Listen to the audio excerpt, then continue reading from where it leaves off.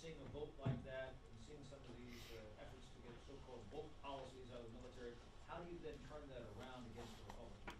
First of all, it's shocking to me that the so-called moderates from New York and all across the country, like Anthony Esposito, Nick LaLota, Michael Lawler, Mark Molinaro, and of course, George Santos, among others, who do all that they can to project moderation. We're reasonable. We're not part of Team Extreme. But every single opportunity they have to vote with the American people, to vote with the women of this country, to vote with Team Reasonable, Team Normal, Team America, that's the House Democratic Caucus, every opportunity they have to show their reasonableness and distance themselves from the most extreme elements of their party, they fail to pass the test. Now, our view of the National Defense Authorization Act is that it is woefully irresponsible that extreme MAGA Republicans have hijacked a bipartisan bill that is essential to our national security and taken it over and weaponized it in order to jam their extreme right-wing ideology down the throats of the American people. That's why they've used the National Defense Authorization Act to continue their march toward a nationwide ban on abortion care and applying it to women service members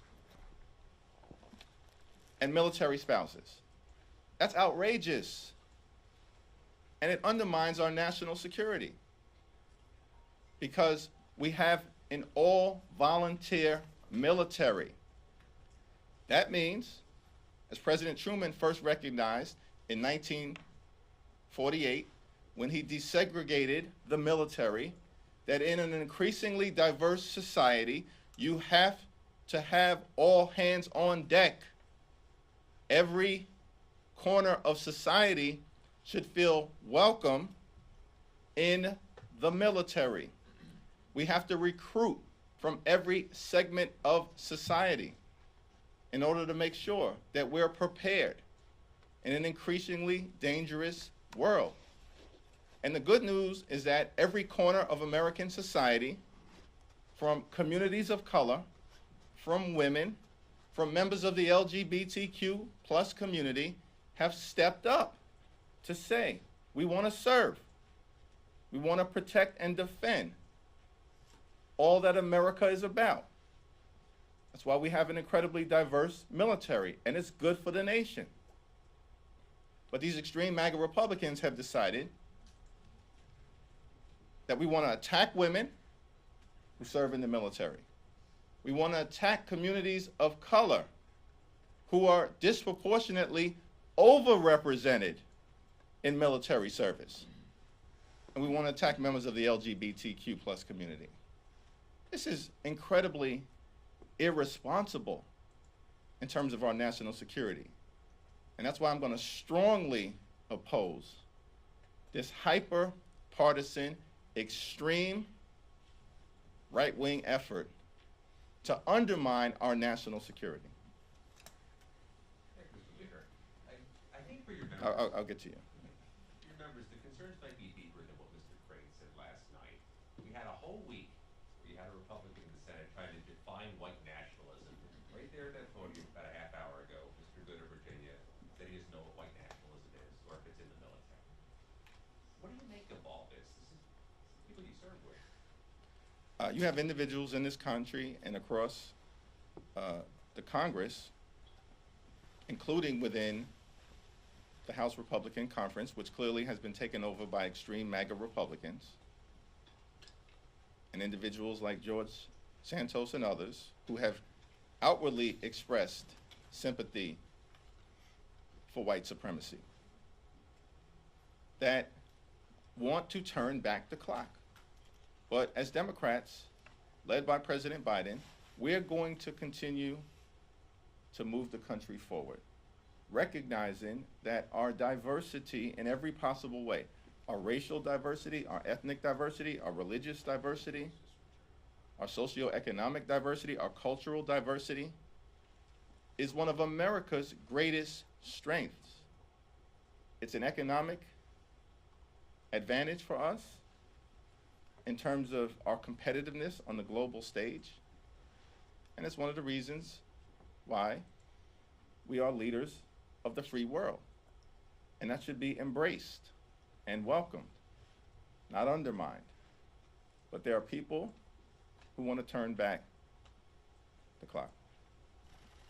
Forgive me if you addressed this before I got here, and I know it's only July, but the appropriations markups, that process seems to be getting started, and I'm wondering how concerned you are that Republicans might not be holding up their end of the bargain on the spending levels that were set during the debt ceiling conversations that we could find ourselves in shutdown territory come later this fall.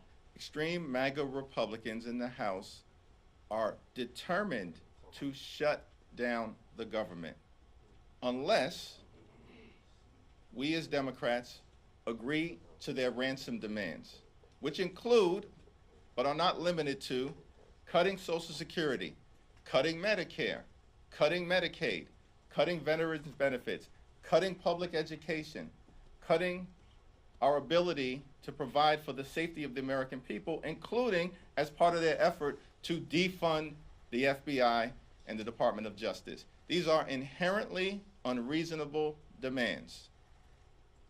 But these are ransom demands that are being made. And the extreme MAGA Republicans have created a situation where basically they're telling the American people, unless you agree to undermining your health, your safety, your economic well-being, we're going to shut down the government. That's the track that we are on right now. And it's inherently irresponsible, but no one should be surprised because this is an extreme group of people who are in charge temporarily on the Republican side in the House of Representatives. Thank you, Leader Jeffries. One, how do you square the likelihood there will be a conference to produce the final NDA? Are you willing to go into the next fiscal year without an NDA if the amendments Democrats voted against, like on DEI, make it into a conference version? And two, what's your reaction to Representatives Omar Bowman and Ocasio-Cortez saying they'll skip the Israeli president's address before a joint session of Congress next week? We have to pass the National Defense Authorization Act in order to make sure that our military, the greatest military, in my view, in the history of the world, has everything that it needs to protect the safety and security of the American people. And the National Defense Authorization Act, historically, is a bipartisan legislative effort that has now been hijacked by extreme MAGA Republicans who want to wage their so-called culture war against the men and women of the United States military. I mean, you can't make this stuff up. And the only explanation for it is that they are so obsessed with jamming their extreme right-wing ideology down the throats of the American people that extreme MAGA Republicans are willing to even detonate the ability of our military to do what it needs to do to keep us safe. And so, this is a malignant charade that is taking place on the floor of the House of Representatives right now. But we, as Democrats, look forward to working with President Biden, Senate Democrats, and Senate Republicans to do the responsible thing by the end of this fiscal year and pass a responsible National Defense Authorization Act. In terms of your second question, President Bougie Herzog has been a force for good in Israeli society. And because Israel is such an important part of the Middle East, because we have such a special relationship with Israel, and because Israel is an important part of the global community, the fact that President Herzog has been such a force for good in Israeli society, as has his family, his father and his grandfather, his mother and his grandmother, his entire family, including his brother, then I look forward to welcoming him with open arms when he comes to speak before Congress next Wednesday. How do you feel about those members skipping the address? I mean, you in the Democratic- Individual members make individual decisions, but I can tell you that I expect there will be an incredibly robust turnout and participation amongst House Democrats on Wednesday. Thank you. Thank you, Leader Jeffries. One of the amendments deals with the DoD subsidizing transgender care. Why do you think that needs to be something the DoD subsidizes? What's your justification for that versus it being something that's an elective surgery? We have to take a step back and look at the totality of the United States military and its readiness. And I believe that the Department of Defense has made the appropriate decision in its totality that every single segment of society should be welcomed if you are willing to put your life on the line to serve the United States of America in uniform and protect and defend our freedoms abroad in an increasingly dangerous world. That means everyone, white, black, Latino, Asian, Native American, men, women, gay, straight, Jewish, Christian, Muslim, Hindu, Buddhist, secular, religious, everyone should be welcomed in a diverse society, particularly when they are willing to serve. That's why it's so irresponsible from a national security standpoint that extreme MAGA Republicans have said, we're going to attack members of the LGBTQ plus community. We're going to attack communities of color. We're going to ban books. We're going to continue bullying people in the transgender community. And most viciously, we are going to undermine a woman's freedom to make her own reproductive health care decisions. Military women and military spouses, that's extraordinary that they've politicized this bill in such a cancerous way. As House Democrats, we are going to cut out the cancer that the extreme MAGA Republicans have put in the National Defense Authorization Act, no matter what it takes. And we're going to partner with Senate Republicans and Senate Democrats to get a responsible National Defense Authorization Act. Heather? Hey, sir. Two questions. One, given Everybody's got two questions today. Gotta get 'em in. Yeah. One, given the votes we've seen this week and what happened in New York with the maps, how confident are you that Democrats are going to take back the House next year? Two, how do you square your attacks against these members when you had a member of your own caucus vote in favor of the same amendment? Well, we can agree to disagree within our caucus. The overwhelming majority of people on every issue of reproductive freedom over the last several Congresses have clearly expressed their positions as it relates to standing on the side of women and reproductive freedom. And we can take the issue of redistricting as separate from what is happening in terms of the votes that members of the New York delegation may be casting, which I am personally connected to. Because notwithstanding whatever position I have the honor of holding here in Washington, I'm a representative of the great state of New York. And I know what the values of New Yorkers are as it relates to reproductive freedom. We support a woman's freedom to make her own reproductive health care decisions. So I'm personally offended for the people that I represent from the 8th Congressional District who serve in the United States military. And if they serve at a base in New York, then yes, they'll have the ability to make their own reproductive health care decisions. But if members from the 8th Congressional District are stationed in Texas or in Florida or in Iowa, which is now on its way toward a 6-week abortion ban, again, further evidence that what the extreme MAGA Republicans want to do is impose a nationwide ban on abortion care. It's not hyperbole, it's reality.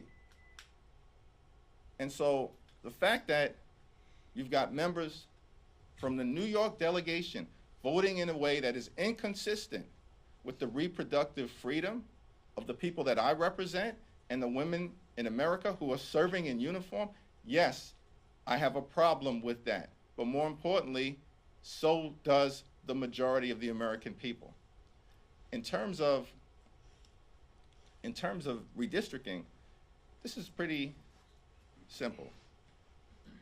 The current congressional lines in New York were drawn by an unelected, out-of-state special master who was handpicked by an extreme right-wing judge from Steuben County, which is located closer to Cleveland, Pittsburgh, and Toronto than it is New York City, Long Island, Westchester, Rockland, or the Hudson Valley communities. And so it was a flawed process that was unacceptable, undemocratic, and unconscionable. And the courts correctly concluded by sending the ability for the congressional lines to be drawn for the balance of the decade back to the Independent Redistricting Commission. New Yorkers should draw congressional lines for New Yorkers. It's a pretty simple concept that the overwhelming majority of the people of New York support. And that's what the Independent Redistricting Commission now has the ability to do for the good and well-being of our state. Leader Jeffries, this is John Nexar. One question for you today. I just want to get your thoughts on... You get the first question next week. I'll take that. So I want to ask you about one of the provisions that Congresswoman Ocasio-Cortez and Congressman David Crenshaw had put through for the NDAA, which is allowing for the study of using psychedelics in order to treat those who are suffering from PTSD. Want to get your thoughts on this. Is this something that you think should be included, considering NIH has even come out stating that this is something that could have a positive effect on veterans? Yeah, this has been an issue that has been raised consistently by different members, including Representative Ocasio-Cortez, and I think that we should all just let the science drive the decisions as we move forward, both in terms of what happens within the context of the United States military and throughout our society. Last question. Okay, thanks. We'll do the last. We'll do the last two. Did we get to you? Yes. Okay, yes, I'm sorry, yeah. Thank you, Mr. Leader. I know you've stated multiple times you're vehemently opposed to the NDAA in its current form, but are you expecting some of your members to break with the caucus, and are you okay with that? And if the NDAA does pass in its current form, is your best hope that this will be fixed in the Senate when the two versions are reconciled? Some of these measures will be stripped out? Yeah, it's my expectation that the overwhelming majority of the House Democratic Caucus will vote against this extreme, reckless, radical version of the National Defense Authorization Act because it's irresponsible. And it doesn't lift up the national security of the American people. It undermines it in a poisonous and cancerous way by undermining the ability of the United States military to have an armed services that is fully reflective of our society and to meet the demands in terms of personnel in an increasingly fraught global community. Thank you.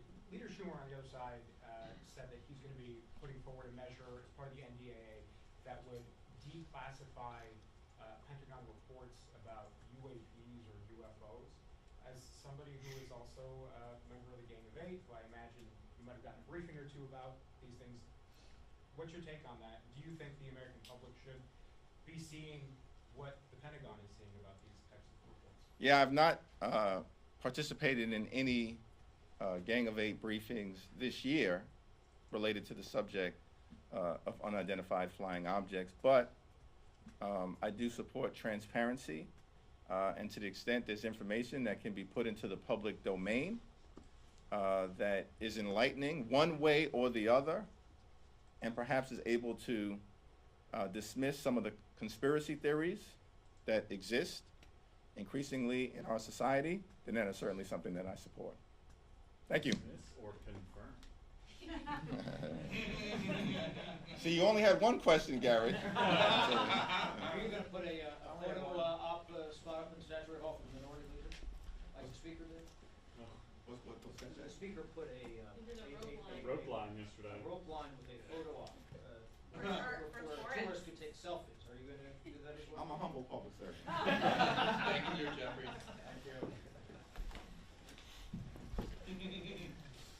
You're always getting in the last word. I mean, he doesn't know.